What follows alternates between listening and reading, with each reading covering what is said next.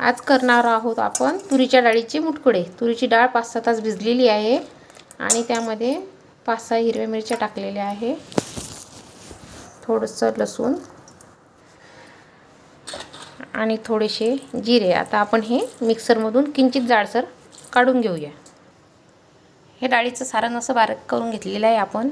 आता त्यामध्ये कोथिंबीर टाकूया आणि एक कांदा घेतलेला आहे चिरून, तो सुद्धा टाकूया आणि चवीनुसार मीठ। आता हे मिक्स करून घेऊया। असे छान छान छोटे छोटे मुटकुळे करायचे।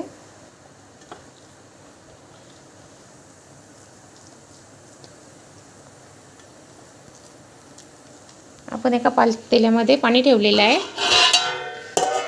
त्यामध्ये बघा चाळणी ठेवली, त्याला थोडं तेल लावलेलं आहे आणि त्याला वाफ येतच आहे। आता याच्यावर आपण एक एक मुटकुळा ठेवायचा वाफवायला।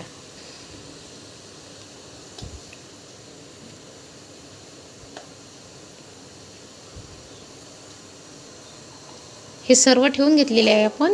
आता याच्यावर झाकण ठेवून एक 20 मिनिटं वाफेवर होऊ द्यायचे। 20 मिनिट झालेले आहे, बघूया आपले मुटकुळे झाले का। बघा किती छान फुललेले आहे। हे तुम्ही कढीसोबत खाऊ शकता किंवा तसंही खाऊ शकता आणि फ्राय करून सुद्धा खाऊ शकता।